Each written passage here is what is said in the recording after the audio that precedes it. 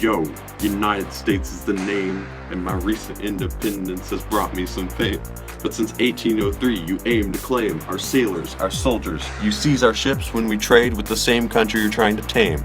Well, you're the only one to blame when we try to bring this embargo to shame. You know this is lame and you think it's a game. We'll see you as the last laugh when I set this war aflame.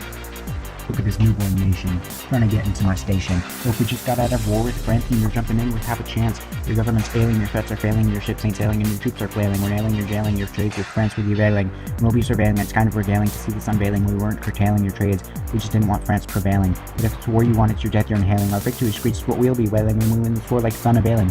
People are already rioting. In your streets, it's a little disquieting. You see, we sent our troops down to Detroit, and thanks to the Conservative joy, we know this victory had got on point. But don't forget to mention my ally. Look at the way to come south. Yo, I'm the Shawnee man with the brainmass to surpass the American troops. I've got the brawn and the strength to bring our tribes together at last. The Patriots took our land in the past. We don't need no passes, we don't need no classes. Get ready to remove your glasses, cause we're about to kick your butts. Well, now we have the guts to say your treaty's nuts. You think we're just savages who live in huts. You think we're a klutz, and we just live off your land cuts. Well, why don't you say that to my bow and arrow? I'll cut through your freaking bone marrow.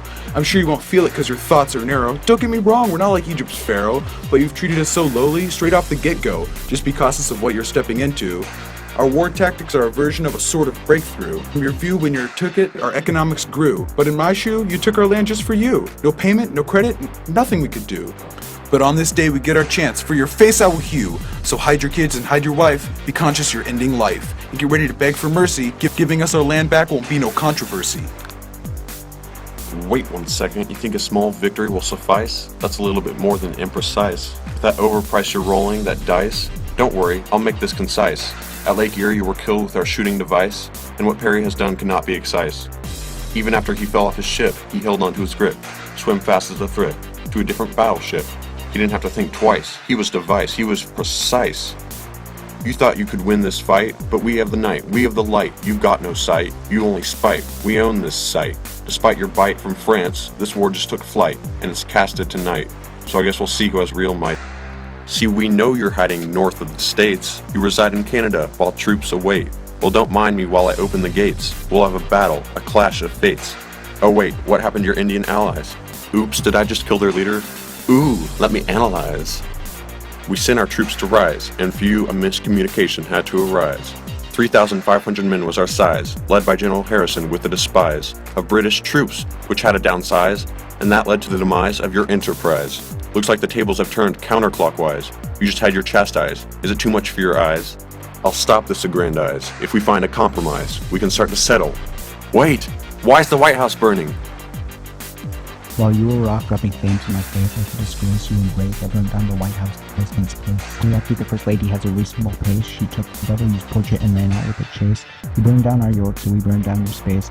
We just made a scene you can't efface. You think you're clever and can leave without a trace? We'll race to replace you from your Plattsburgh base. You're about to seize New York when you yak about your York. You're like a mob with no pitchfork, with no cork, with no torque. We have a new battalion under Captain McDonough.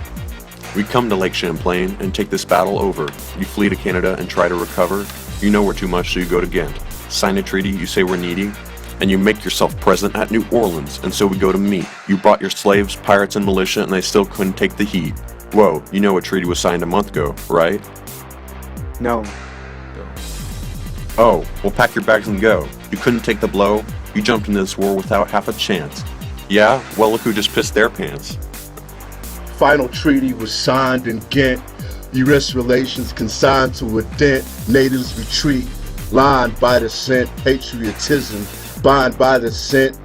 The British stopped unruly torment. Historians will finally find this event to be a major unwind for when the Indians went. President Jackson would make the walk an extent 2,000 miles with the nation's content. Jackson's successor Van Buren had his consent. Forced Indians west of refined intent. With no remorse, zero repent. They followed the path with a great lament.